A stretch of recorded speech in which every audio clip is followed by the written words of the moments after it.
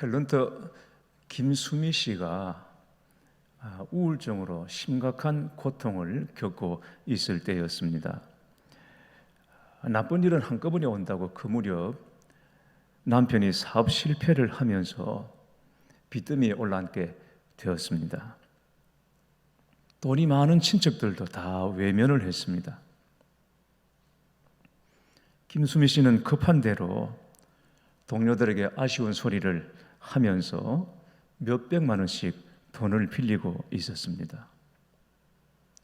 그런데 그 사실을 안 탤런트 김혜자 씨, 김혜자 권사님이 김수미 씨에게 정색을 하면서 말했습니다. 예, 넌 왜 나한테 돈 빌려달라는 소리 안 해? 추접스럽게 몇백만 원씩 꾸지 말고 필요한 돈이 얼마나 되니? 이렇게 말하면서 김수미 씨 앞에 통장을 꺼내 놓았습니다. 그리고 말을 이어갔습니다. 내 전 재산이야. 나는 돈을 쓸 일이 없어. 다 찾아서 해결해. 그리고 갚지 마. 혹시 돈이 넘쳐나면 그때 갚던가. 김수미 씨는 그 통장을 받아서 빚을 모두 청산했습니다. 피를 나눈 형제도 아니고 친해봐야 남인데 전 재산을 내어준 것입니다. 김수미 씨는 이 일을 겪으면서 김혜자 씨에게 이렇게 말했다고 합니다. 언니가 아프리카에 포로로 납치되면 내가 가서 포로 교환하자고 말할 거야. 나 꼭 언니를 구할 거야. 김수미 씨는 김혜자 씨에게 자신의 목숨을 내놓을 수 있을 만큼 강한 사랑을 느끼게 되었다고 합니다. 저마다 자기 인기를 쫓아 사는 곳이 연예계인 줄 알았는데 그 세계에도 이런 애틋한 정과 희생이 있다는 것이 참으로 놀라웠습니다. 그런데 갈라디아 교인들과 사도 바울의 관계가 꼭 이와 같았습니다. 갈라디아 교인들은 복음 전도자 바울을 위해서 못할 것이 없고 무슨 희생이라도 감수할 수 있을 것 같았습니다. 사실 바울이 갈라디아에서 복음을 전할 때 그의 형편은 최악의 상황이었습니다. 그때 바울은 육체의 약함을 가지고 있다고 말했습니다. 이것은 자기 몸을 찌르는 가시처럼 심각한 것이었습니다. 이 육체의 약함을 둘러싸고 바울과 그를 반대하는 사람들 사이에 논쟁이 있었습니다. 그런데 이 논쟁에서 갈라디아 교인들은 바울 편에 서주었습니다. 당시 바울이 앓고 있던 육체의 가시가 무엇인지에 대하여는 여러 의견들이 있습니다. 안질, 간질, 혹은 말라리아, 그리고 습관성 두통 등등 여러 가지 추측들이 있습니다. 대개 안질 아니면 간질이었을 것이라고 봅니다. 안질로 추정하는 이유는 15절에 너희의 눈이라도 빼어 나에게 주었으리라는 구절 때문입니다. 반면 간질로 추정하는 쪽에서는 14절 너희가 시험하는 것이 내 육체에 있으되 라는 구절을 근거로 삼고 있습니다. 갈라디아 교인들은 육체의 약함을 가지고 있는 바울을 업신여기지 않았고 버리지 않았다고 했습니다. 업신여기지 않았단 말은 경멸하지 않았다는 말이고 버리지 않았다는 말은 침을 뱉지 않았다는 의미가 담겨 있습니다. 육체의 약함을 가지고 있는 바울에게 갈라디아 성도들이 침을 뱉지 않았다. 고대에는 침을 뱉는 것은 그 사람에게 악한 영이 있다고 생각해서 그에게 침을 뱉는 행동을 했습니다. 그렇게 보면 육체의 가시가 간질이었을 가능성이 큽니다. 그러나 바울이 말하는 이 육체의 약함은 안질이나 간질보다는 전도 중에 받은 핍박으로 인한 상처일 가능성이 더 큽니다. 바울이 두아디라 지역에서 복음을 전할 때 유대인들의 돌에 맞아 거의 죽을 뻔한 일이 있었습니다.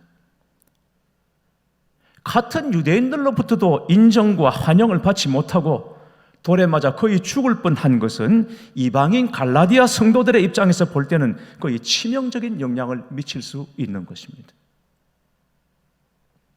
자기 민족도 받아들이지 않는 가르침을 어떻게 이방인에게 믿으라고 하겠습니까? 어떻게 그들이 믿을 수 있겠습니까? 두아디라 성에서 사람들은 바울이 죽은 줄 알고 성 바깥으로 내다 버렸습니다.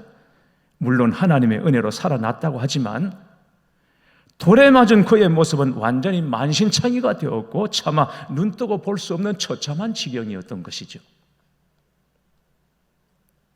그런데 갈라디아 교인들은 이런 바울을 업신여기지 않고 버리지 않았습니다. 오히려 천사처럼, 아니 예수님처럼 영접하고 말씀을 받아들인 것입니다. 그들은 바울이 안고 있는 이런 육체의 약함과 상관없이 그를 존중하고 그의 가르침에 순종했습니다. 그들은 바울의 비참한 외모가 아니라 오히려 그의 연약한 육체 안에 빛나고 있는 복음의 능력을 보았던 것입니다. 그리고 복음 안에서 자기들의 존귀함을 되찾게 해준 이 복음 전도자를 진심으로 사랑했습니다. 여기서 사도 바울이 뭐라고 말합니까? 15절에 너희의 복이 지금 어디 있느냐? 내가 너희에게 증언하노니 너희가 할 수만 있었더라면 너희의 눈이라도 빼어 나에게 주었으리라. 갈라디아 교인들은 복음을 듣고 얼마나 기뻤던지 복음을 위해서라면 자신들의 가장 소중한 어떤 것이라도 희생할 자세가 되어 있었습니다. 바울 사도가 복음 때문에 고난을 받고 고초를 겪는 일이라면 자기들도 기꺼이 그 고난에 동참할 각오가 되어 있었던 것입니다. 바로 그것이 눈이라도 빼어 주었을 것이라는 말의 의미인 것입니다. 그러나 16절 말씀은 너무나도 가슴이 아픈 말씀입니다. 그런즉 내가 너희에게 참된 말을 함으로 원수가 되었느냐? 바울을 대하는 갈라디아 교인들의 태도가 변했습니다. 바울을 점점 기피하기 시작했습니다. 왜 그랬습니까? 거짓 교사들이 들어와 이간질했기 때문입니다. 사도 바울은 예수님 말이 유일한 구원이시고 복음이면 충분하다고 가르쳤습니다. 그러나 거짓 교사들은 복음 외에 율법적인 행위가 필요하다고 가르쳤습니다. 순수 복음을 교란한 것입니다. 그러자 갈라디아 교인들 안에 복음의 감격과 열정이 사라지고 말았습니다. 바울은 여기에 분노하여 갈라디아 교인들을 책망했습니다. 그랬더니 눈이라도 빼어줄 것 같은 사람들이 바울을 원수처럼 대했던 것입니다. 은혜가 있을 때는 다른 사람들의 약점이 잘 안 보입니다. 혹은 보여도 은혜가 있으면 그냥 덮을 수 있습니다. 그러나 은혜가 식으면 약점과 허물밖에 안 보이는 것입니다. 이게 사람입니다. 약함입니다. 갈라디아 교인들이 그랬습니다. 복음의 감격이 사라지고 나니까 사도 바울의 약점을 도저히 용납할 수가 없었던 것입니다. 당신의 역할은 이제 여기까지라고 잘라버린 것입니다. 바울은 거짓 교사들의 열심과 동기에 대하여 말합니다. 17절, 18절 말씀. 그들이 너희에게 대하여 열심 내는 것은 좋은 뜻이 아니요 오직 너희를 이간시켜 너희로 그들에게 대하여 열심을 내게 하려 함이라. 좋은 일에 대하여 열심히 사모함을 받음은 내가 너희를 대하였을 때뿐 아니라 언제든지 좋으니라. 거짓 교사들은 갈라디아 교인들이 율법을 받아들이고 이방인인 그들이 유대인처럼 되기를 원했던 것입니다. 진짜 참된 열심은 오직 복음을 더 힘써 따르도록 하는 것인데 이들은 자기를 따르도록 한 것입니다. 자기들을 따르도록, 율법을 따르도록, 율법의 행위를 따르도록 한 것입니다. 복음을 더 열심히 따르게 하는 것이라면 언제든지 좋다, 괜찮다, 상관없다. 이 바울의 자세였습니다. 그러나 거짓 교사들은 바울과 성도들 사이를 이간시켜서 자신들을 따르는데 열심을 내게 했고, 그리고 갈라디아 교인들은 그 미혹에 빠져버렸습니다. 그 결과 잘 믿는 사람들이 흔들렸습니다. 믿음의 길에서 떠나게 된 것입니다. 자, 이런 입장에서 사도 바울이 어떻게 해야 되겠습니까? 여러분, 너무 가슴 아픈 일이잖아요. 당신을 위해서라면 눈이라도 빼줄 수 있어요. 립 서비스가 아니에요. 그럴 수 있었던 거예요. 복음에 감격이 있을 때는 말이에요. 근데 지금 원수가 되어버렸어요. 당신은 끝이다. 바울이 어떻게 해야 되죠? 이때 바울의 결단과 고백이 오늘 19절에 나옵니다. 나의 자녀들아, 너희 속에 그리스도의 형상을 이루기까지 다시 너희를 위하여 해산하는 수고를 하노니. 바울은 갈라디아 교인들이 그리스도의 형상으로 거듭나기를 소원했습니다. 참된 신앙은 그리스도의 형상이 그 안에서 이루어지는 것이라고 바울은 보았습니다. 그래서 갈라디아 교인들이 다시 그리스도의 형상을 회복할 수 있다면 내가 다시 해산하는 수고를 감당하겠다. 복음을 버리고 율법을 따르는 갈라디아 교인들에게 실망하고 배신감도 느꼈지만, 그러나 바울은 그들 안에서 다시 그리스도의 형상이 이루어질 수만 있다면 내가 얼마든지 해산하는 수고를 다시 감당할 것이다 라고 결단하고 고백하고 있는 것입니다. 믿지 않는 자들에게 복음을 전해서 예수님을 믿게 한 것이 첫 번째 해산의 수고라면, 믿다가 복음에서 떠난 그들을 다시 복음으로 돌아오게 하는 것은 두 번째 해산의 수고입니다. 여러분, 어느 쪽이 더 힘들겠습니까? 첫 번째 해산이 힘듭니까? 두 번째 해산이 힘듭니까? 우리가 아주 고통스러운 일을 겪고 나면 뭐라고 말합니까? 모르고는 해도 알고는 다시 못한다라고 말하지 않습니까? 해산의 고통이 그와 같은 것입니다. 어떤 산모가 아기를 낳고 난 다음에 출산의 고통이 얼마나 큰지 마치 몸 위로 기차가 지나가는 것 같았다고 말했습니다. 남자들은 뭐냐 그러면? 남자들은, 여자들은 그렇게 고생하는데 남자들은 뭐냐? 그럴 때 남자들이 내세우는 게 군대 갔잖아. 우리는 군대 갔잖아. 여자들은 군대 안 가잖아. 그러면서 군대 갔다 온 것을 여자들의 출산의 고통과 비교하죠. 군대도 참 어렵습니다. 그래서 남자들이 악몽을 꾸면 제일 무서운 악몽이 이병 통지서를 다시 받는 거라고 그러잖아요, 여러분. 50대도 60대도 다시 소집 통지를 받는 거예요. 그럼 비명을 지르면서 꿈에서 깬다고 하지 않습니까, 여러분? 남자들이 말합니다. 출산은 육체의 고통이 대부분이지만 군대는 지능 저하, 지위 격하, 기계화 등등 정신적 고통과 불이익을 수반한다고. 그러니까 군대가 훨씬 더 고통스럽다. 여자들이 가만히 있습니까? 반박하죠. 남자들은 임신 중 직장 생활과 육아 스트레스를 아냐? 알려고도 하지 않는데, 남자들은 출산의 고통은 길어봐야 15시간 정도지만 군대 생활은 최소 1년 아니면 2년이다 버텨야 한다. 여자들은 분개합니다. 15시간이라고? 네 엄마가 너를 위해서 평생 지금 시간을 보내고 있는데 그걸 지금 모르냐 지금?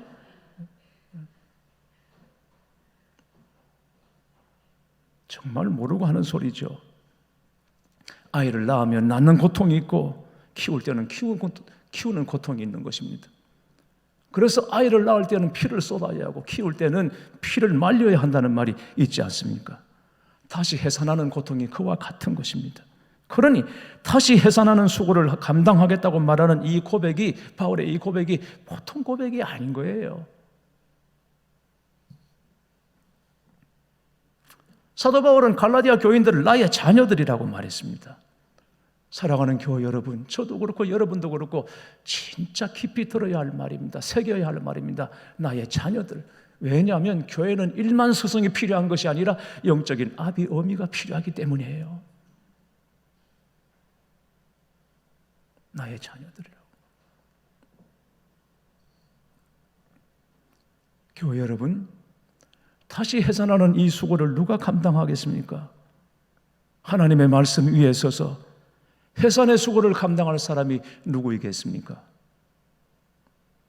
지금 한국교회가 극심한 고통을 겪고 있습니다. 그러나 이 고통이 그리스도의 형상을 되찾기 위한 해산하는 수고가 되기를 바랍니다. 우리의 힘은 자신의 능력이나 강함에 있지 않고 부서지기 쉽고 연약한 우리 가운데 거하시는 예수 그리스도를 바라보며 있음을 아셔야 합니다.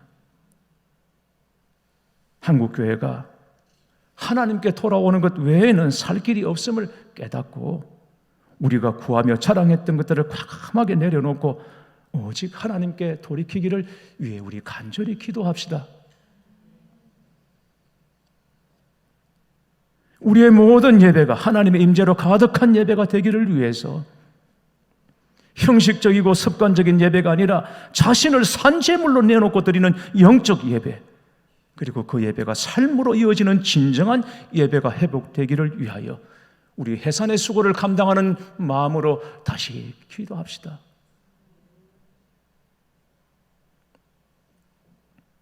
교회마다 하나님 나라를 갈망하는 성도들로 가득하게 해주시기를 위해서 기도합시다.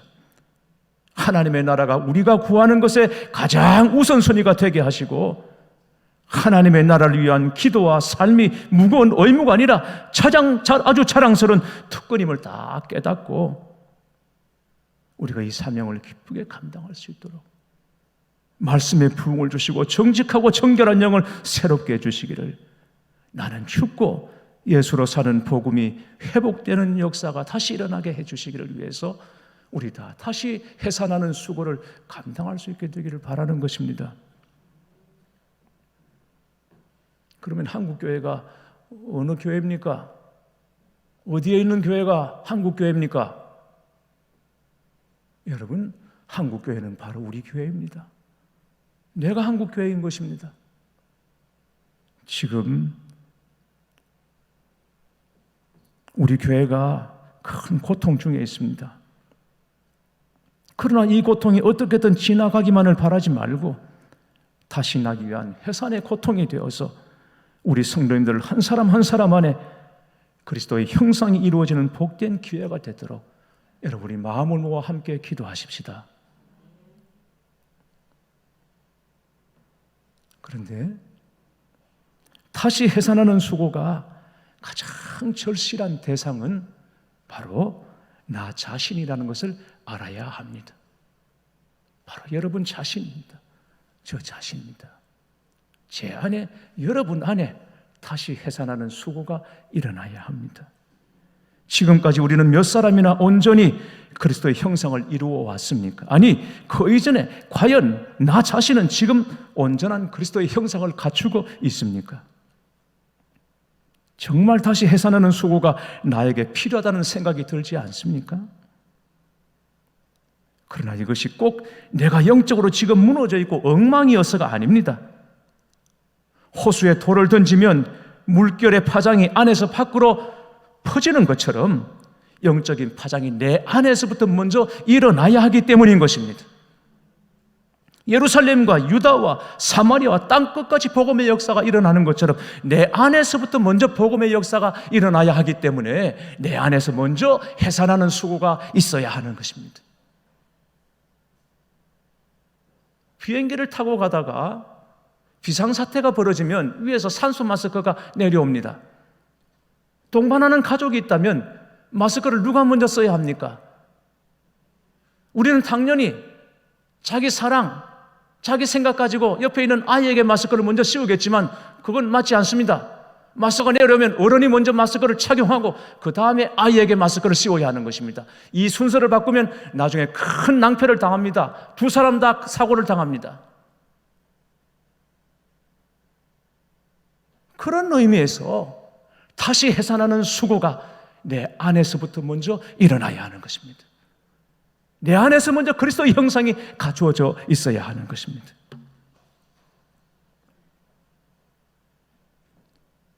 오래전 어느 영성 수련회에서 만난 한 집사님 생각이 납니다. 그는 영문도 모른 채 그 집회에 끌려왔습니다. 부인이 억지로 밀어넣은 것입니다. 좀 변화되라고, 좀 바뀌라고. 거기는 일단 들어오면 외부와 완전히 차단이 됩니다. 나갈 수도 없고 연락도 할 수 없습니다. 들어가면서 시계, 휴대폰 다 맡기고 들어갑니다. 창문은 다 가려져 있고, 그러니 낮인지 밤인지 분간을 못합니다. 깨우면 일어나고 주면 먹고 재우면 자는 겁니다. 그 생활을 4일간 하게 됩니다. 정해진 틀에 살다 쫓겨서 살던 사람들은 굉장히 견디기 힘들죠. 특별한 경험이기도 하죠. 그 집사님이 견디지를 못했어요. 빠삐용처럼 첫날부터 끊임없이 탈출을 시도하는 겁니다. 탈출할 수가 없습니다. 거기는 안 됩니다. 번번이 실패했지만 포기할 줄을 몰랐습니다. 하다가 안 되니까 나중에는 자포자기를 하더라고요. 그런데 어느 순간 그의 태도가 달라지기 시작했습니다. 모든 순서에 적극적으로 참여합니다. 찬송, 기도, 나눔에 적극적으로 참여합니다. 그리고는 시간마다 눈물을 흘렸습니다. 그의 변화가 궁금했습니다. 마칠 때 그가 앞으로 나와서 간증을 했습니다. 그 집사님의 말이 이랬습니다. 처음에는 정말 죽겠더라 내가.